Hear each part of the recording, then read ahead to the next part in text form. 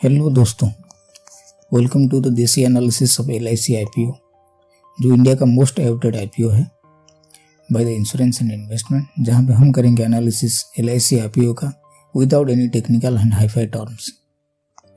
इसमें हम जानेंगे LIC का हिस्ट्री और कंपनी के बारे में, उसका इम्पोर्टेंट फैक्ट्स मतलब उसका प्रोज एंड कॉन्स, और LIC IPO का डिटेल। नेक्स्ट एंड में हम बताएंगे इसमें अप्लाई आप कैसे करें और कितना प्रॉफिट के लिए करें, मतलब लॉन्ग टर्म के लिए या शॉर्ट टर्म के लिए। दोस्तों, LIC IPO आने से पहले इसका बहुत चर्चा है और हर एक इन्वेस्टर इसको प्रमोट कर रहे हैं कि LIC IPO में आप अप्लाई कीजिए, इसका पैसा 10 गुना 100 गुना ऐसा हो जाया करके। लेकिन एक्चुअली क्या होगा और कितना हम प्रॉफिट एक्सपेक्ट करेंगे, चलिए हम इसका एनालिसिस करते हैं। LIC दोस्तों 1 सितंबर 1956 को 245 प्राइवेट इंश्योरेंस कंपनी को मर्ज करके एक सिंगल इंश्योरेंस कंपनी बनाया गया था, जो लाइफ इंश्योरेंस कॉर्पोरेशन है। दोस्तों, ये इंडिया का सबसे बड़ा लार्जेस्ट इंश्योरेंस कंपनी है और इंश्योरेंस सेक्टर में इसका 64% शेयर है पूरा मार्केट का। और आप जैसे जानते हैं LIC पूरा फुल्ली ओन्ड बाय गवर्नमेंट है और अभी जो इसका शेयर आ रहा है तो 3.5% का उसका गवर्नमेंट उसका स्टेक का IPO निकाल रहा है। और जिस प्राइस रेंज में अभी ये निकल के आया है उस हिसाब से उसका टोटल वैल्यूएशन 6 लाख करोड़ हो जाएगा अभी LIC का। ये तो हो गया कंपनी का हिस्ट्री और इसका कितना मार्केट शेयर है और कितना बड़ा कंपनी है। दोस्तों, इससे कुछ ज़्यादा फर्क नहीं पड़ता हम इसमें पैसा डालें या नहीं डालें। कोई कंपनी का शेयर के ऊपर अगर पैसा हम डालते हैं, इसमें 2 चीज़ मायने रखता है।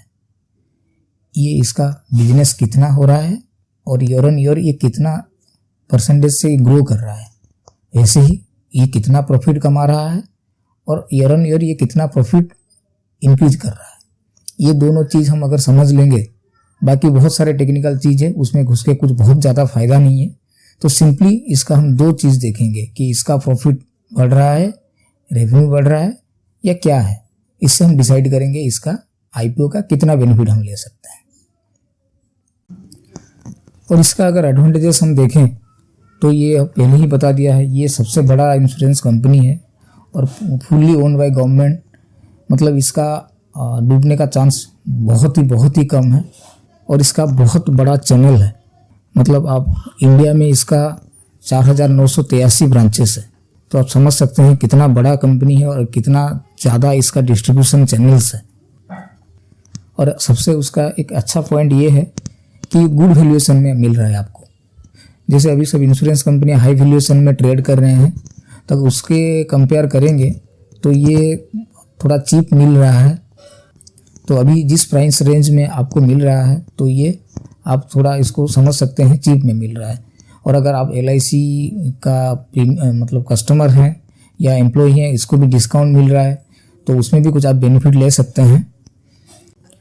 अब आता है इसका मेन जो इम्पोर्टेंट फैक्ट हम डिस्कस करने वाले हैं कि इस IPO में हम कितना बेनिफिट ले सकते हैं। दोस्तों, इससे पहले आप 2 चीज़ जैसे मैं पहले बताया था, रेवेन्यू इसका कितना बढ़ रहा है और प्रॉफिट कितना बढ़ रहा है।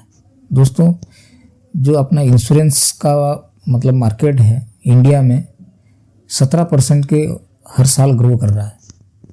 उस हिसाब से LIC को आप देखेंगे तो इसका ग्रोइंग 7% से है। मतलब जो प्रोपोर्शन से इंडिया ग्रो कर रहा है इंश्योरेंस सेक्टर में, उस हिसाब से LIC बहुत पीछे है। उस हिसाब से इसका प्रॉफिट टेकिंग भी कम है दूसरे प्राइवेट इंश्योरेंस कंपनी से।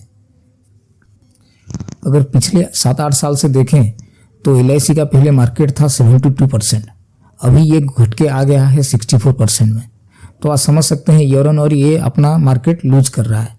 हालांकि इसका रेवेन्यू ग्रोथ में है, लेकिन जिस प्रोपोर्शन में दूसरी इंश्योरेंस कंपनियां ग्रो कर रहे हैं LIC उतना नहीं कर पा रहा है। अब देखिए, हर कोई इन्वेस्टर आपको ये सजेस्ट करेगा कि LIC फ्यूचर बहुत ब्राइट है, वो गवर्नमेंट कंपनी है और बहुत प्रॉफिट देगा, लेकिन इसका रियलिटी को हम समझते हैं। देखिए, ज़्यादातर हम LIC का प्रॉफिट भी अगर देखेंगे तो ये प्रॉफिट भी उस हिसाब से नहीं बढ़ रहा है, क्योंकि आप कभी देखेंगे तो LIC में ज़्यादा जो मार्केट है और जितना उसका कस्टमर है, ज़्यादातर फिक्स रिटर्न वाले कस्टमर हैं। मतलब आप 5 लाख का प्रीमियम दे रहे हैं, 10 साल के बाद आपको 10 लाख मिल रहा है और इंश्योरेंस मिल रहा है। इस टाइप का प्रोडक्ट में इसका ज़्यादा बिजनेस है। तो इसमें क्या होता है, इसका प्रॉफिट थोड़ा कम आता है। लेकिन ज़्यादा प्रॉफिट इंश्योरेंस कंपनी किस में कमाते हैं, जिसमें आपका रिटर्न ऑप्शन नहीं रहता है। मतलब आप टर्म इंश्योरेंस देख लीजिए, जहाँ पे आप मतलब कुछ प्रीमियम देते हैं, अगर साल का 5,000 10,000, तो उसमें एंड में आपको कुछ नहीं मिलता है। अगर डेथ होता है तो उसका जो अमाउंट है वो मिलता है, लेकिन अगर कुछ नहीं होता है तो आपको रिटर्न कुछ देना नहीं पड़ता। तो इस प्रोडक्ट में ज़्यादा प्रॉफिट होता है। तो जो आपका प्राइवेट इंश्योरेंस कंपनियां हैं तो इस प्रोडक्ट में ज़्यादा फोकस रहता है और उस हिसाब से प्रॉफिट भी ज़्यादा कमाते हैं।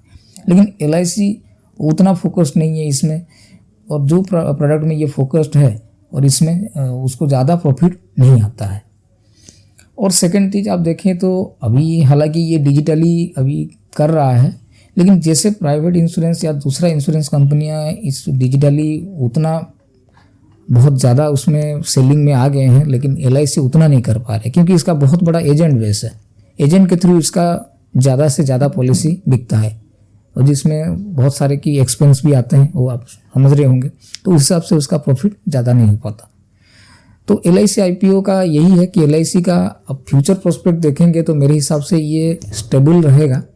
उतना बहुत ज़्यादा आपको रिटर्न देगा नहीं, एक स्टेबल प्राइस में आपको मिल रहा है, और ये ज़्यादा रिटर्न भी आप इसके एक्सपेक्ट नहीं कर पाएंगे। और दो इम्पोर्टेंट चीज़, एक पहला है, जैसे ये गवर्नमेंट ओन कंपनी आप जानते हैं, तो कोई भी डूबती हुई कंपनी को ये एक्वायर कर सकता है। जैसे आप देखे हैं कि कोई बैंक में कुछ प्रॉब्लम आता है तो SBI आगे आ जाता है, उस हिसाब से आगे वो रिस्क है। और दूसरा एक रिस्क जो अभी तो थोड़ा चेंज भी LIC लाया है, जैसे पहले मैक्सिमम प्रॉफिट ये पॉलिसी होल्डर को शेयर कर देता था, तो अपना ग्रोथ के लिए उतना ज़्यादा नहीं रहता था। लेकिन अभी एज शेयर होल्डर आप ये मतलब आगे एक्सपेक्ट करेंगे कि वो प्रॉफिट का हिस्सा आपको भी मिले। तो इसका थोड़ा बहुत रूल चेंज लाया है LIC, तो ये थोड़ा कम रिस्की है, लेकिन आप दोनों चीज़ को एक बार सोच सकते हैं। अब LIC IPO का डिटेल हम देख लेते हैं। ये IPO ओपन हो रहा है मई 4 से और क्लोज होगा मई 9 को। उसका प्राइस बैंड है 902 से 949 रुपया तक। इशू साइज आ रहा है 21,000 करोड़। फेस वैल्यू 10 है और 15 शेयर का एक लॉट है। और इसमें पॉलिसी होल्डर के लिए 60 रुपये का डिस्काउंट है और एम्प्लॉय और रिटेल इन्वेस्टर के लिए 45 रुपये का डिस्काउंट है। LIC आपका अलॉट हो रहा है 12 मई को। अगर आपको नहीं मिलता है रिफंड 13 तारीख से हो जाएगा। और IPO लिस्टिंग हो रहा है 17 मई को और आपके अकाउंट में शेयर क्रेडिट होगा 16 मई को। तो ये तो हो गया IPO डिटेल। अभी जो फाइनली कंक्लूजन, इसको आप अप्लाई कर सकते हैं या नहीं करेंगे, या ये लॉन्ग रन के लिए आप रखेंगे या शॉर्ट टर्म के लिए रखेंगे। तो दोस्तों मेरे हिसाब से मेरा पर्सनल ओपिनियन ये है, इसमें आप शॉर्ट टर्म हो या लॉन्ग रन के लिए भी कहीं से ज़्यादा रिटर्न एक्सपेक्ट मत कीजिए, क्योंकि 21,000 करोड़ का इशू साइज है। तो ये बहुत चेंजेस इसमें प्राइस में आएगा नहीं आफ्टर लिस्टिंग ऑल्सो। और जैसे LIC का जो आपका पॉलिसी होल्डर है तो उसमें लगभग 5-7% का डिस्काउंट मिल रहा है, उसका आप बेनिफिट ले सकते हैं। लिस्टिंग में हो सकता है 5-10% का लिस्टिंग गेन हो सकता है। और फ्यूचर में भी अगला 5-7 साल तक भी ये उतना आपको 5 गुना 10 गुना रिटर्न देगा नहीं कभी भी, और स्टेबल रहेगा। तो मेरे हिसाब से आप बहुत ज़्यादा रिटर्न के लिए इसमें कोई भी एक्सपेक्ट मत करिए, शॉर्ट टर्म हो या लॉन्ग टर्म के लिए। हाँ, स्टेबल कंपनी है, आप डिसेंट रिटर्न के लिए इसमें इन्वेस्ट कर सकते हैं। और इसका फ्यूचर प्रोस्पेक्ट जितना लग रहा है, ये बहुत ज़्यादा ग्रोथ तो होगा नहीं, क्योंकि ईयर ऑन ईयर हम पीछे देख सके हैं कि इसका मार्केट शेयर घट रहा है, और जितना तेज़ी से इंडिया ग्रो कर रहा है उस हिसाब से LIC ग्रो नहीं कर रहा है। इतना बड़ा कंपनी भी है तो बहुत बड़ा अमाउंट में ग्रो करना भी पॉसिबल नहीं है। तो इस हिसाब से आप खुद एनालिसिस करके इसमें आप अप्लाई कर सकते हैं। बाकी ये सब इन्फॉर्मेशन बस एजुकेशनल पर्पज़ के लिए है, इसमें कोई भी आपको मतलब खरीदने या अप्लाई करने का ये रिकमेंडेशन नहीं है। आप खुद अपना डिसीजन अपने रिस्क पे लीजिए। और ऐसे ही अच्छा इन्फॉर्मेशन के लिए द इंश्योरेंस एंड इन्वेस्टमेंट को सब्सक्राइब कीजिए, लाइक कीजिए और शेयर कीजिए। Thank you.